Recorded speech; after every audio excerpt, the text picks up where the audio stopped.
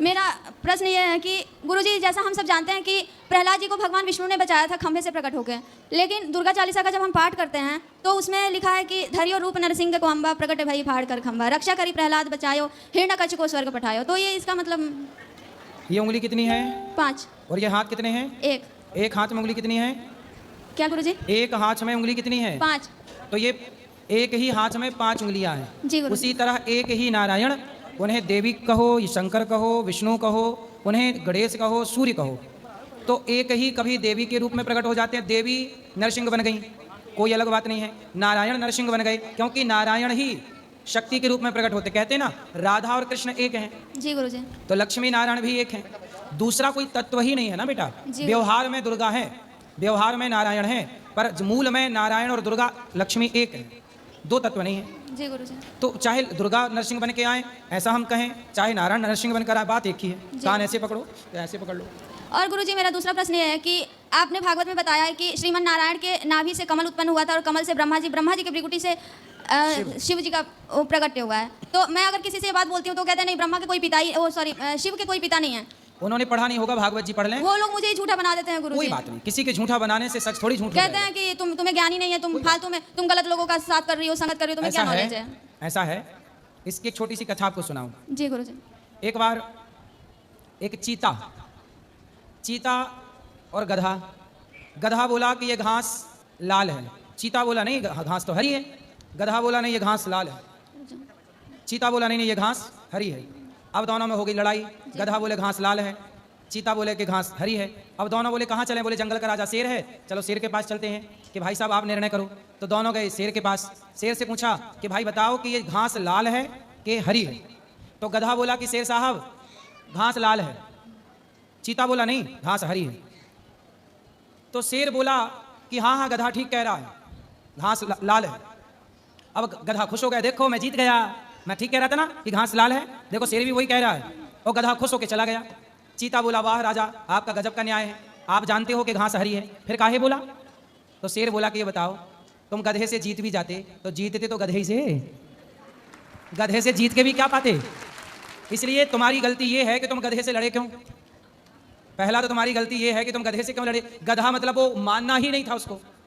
उसे हम भी कहते कि घास हरी है तो वो कहता नहीं शेर गलत है। तो पहले तो ये बताओ कि तुम गधे से लड़े क्यों, और गधे से लड़के जीत भी जाते तो पाते क्या। इसलिए गधों की लड़ाई में दूर हो जाना ही समझदारी है। कहाँ उनको समझाते फिरे। अब जो गधे हैं उन्हें क्या समझाएं? भाई तुम जो कह रहे हो चलो वही ठीक है, ठीक है। गधों से जीत के भी मिलना क्या है गुरुजी। और मेरा एक और प्रश्न है कि जो भैरव बाबा हैं वो देवता हैं, पर जैसे महापाप होता है वो 4 में होता है, शराब, मांस, पराई स्त्री और जुआ में। तो उन्हें शराब चढ़ता है, फिर भी उनकी पूजा क्यों की जाती है? वो तो महापापी हो गए ना। देखो देवता है वो, भगवान नहीं है। फिर भी माता रानी के दर्शन हम करने जाते हैं। देवता 3 प्रकार के होते हैं। जी गुरुजी। सात्विक, राजस और तामसी।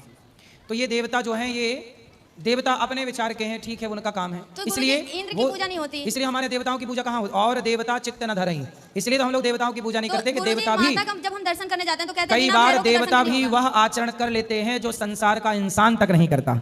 इसलिए देवताओं की पूजा नहीं होती। और देवता चित्त न धरहि, तो कहते हैं वैष्णो देवी जा रहे हो, हाँ तो जाओ वहाँ, वो शिव के गण है। देखो ऐसा है ना, शिव जी के गण है, और शिव जी के गण सब तरह के हैं, अच्छे भी बुरे भी। ये समझते हैं कुछ मर्द कि हम शराब पियेंगे क्या, ये भैरव बाबा का प्रसाद है। तो बोले तुमको भैरव बनना है, कहते हैं बोले भैरव बनना है तो पियो, पर यदि राम बनना है तो फिर राम का आचरण उतारो।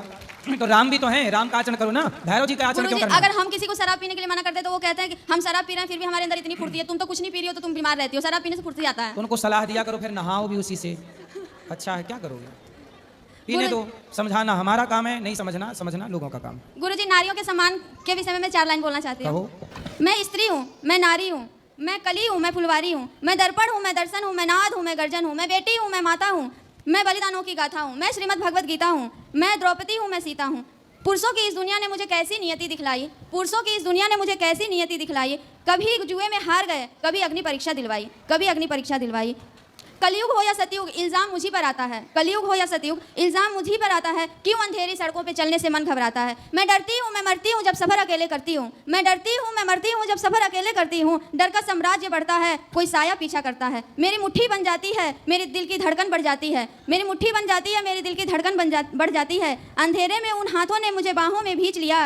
एक ने मुँह पे हाथ रखा, दूसरे ने आंचल खींच लिया। नारी के सम्मान को मिलकर तार तार सा कर डाला और मर्यादाओं के आंचल को फिर जार जार सा कर डाला। मारा है मुझे, पीटा है, बालों से मुझे घसीटा है, फिर बर्बरता के उन सारी सीमाओं को तोड़ दिया। उन अंधेरी सड़कों पर मुझे अकेला तड़पता छोड़ दिया। सन्नाटे में चीख रही थी खून से लथपथ वो काया। सन्नाटे में चीख रही थी खून से लथपथ वो काया। सबने तस्वीरें खींची पर मदद को कोई आगे ना आया। मदद को कोई आगे ना आया। कोई बचाओ, कोई बचाओ, कोई बचाओ।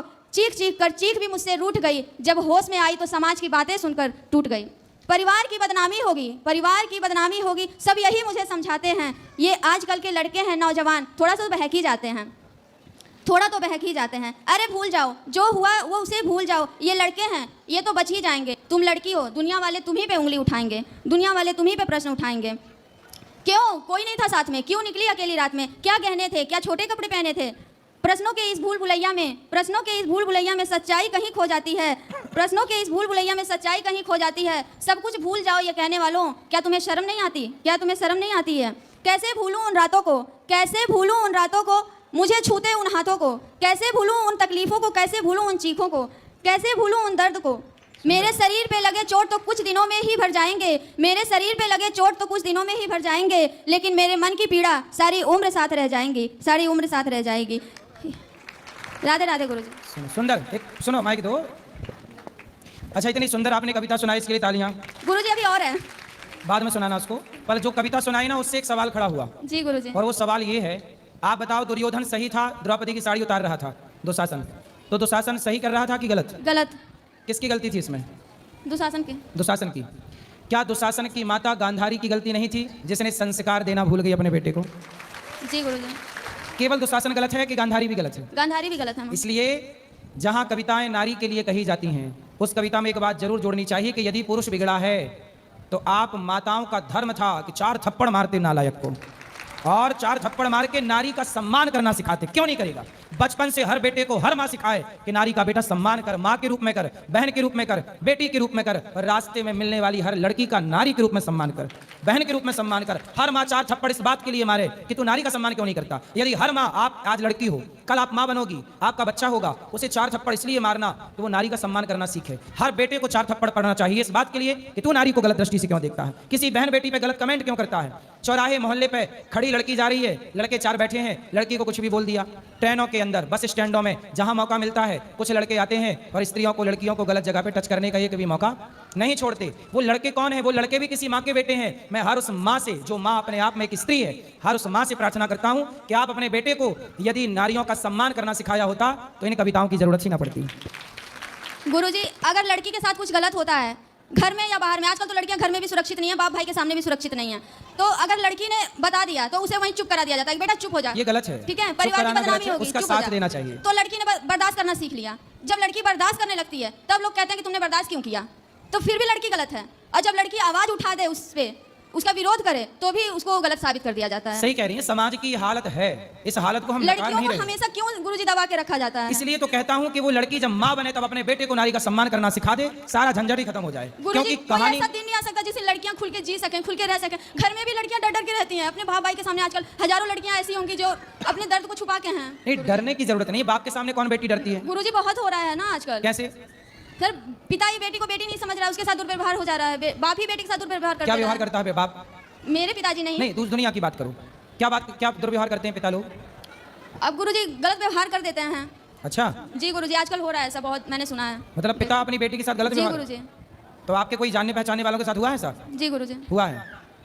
इसलिए शास्त्रों की मैंने एक बात कही थी तो लोगों ने मेरा विरोध किया था। नहीं गुरुजी, आप A to Z हर बात सच करते हैं। जो मीडिया वाले आपके पीछे पड़े हुए हैं, मैं उन्हें अब आपके माध्यम से बता दूं कि अगर उन्हें मेरे गुरुजी की बात गलत लग रही है तो वो दिल्ली मेट्रो स्टेशन के सामने जाके टॉयलेट के सामने मात्र 10 मिनट खड़े होकर देख लें कि उन लड़कियों की हालत क्या है। घर से ऑफिस जाने के वक्त और ऑफिस से घर आने के बाद गुरुजी ड्रेस घर से कुछ और पहन के आती हैं, बाथरूम में जाती हैं कुछ और पहन लेती हैं, और ऑफिस में जाती हैं जॉब करने, फिर जॉब से आती हैं, फिर ऑफिस में चेंज कर लेती हैं। तो ये क्या है गुरुजी? इन लड़कियों की औकात तो 2 कौड़ी की है, बस मैं तो इतना कहूँगी।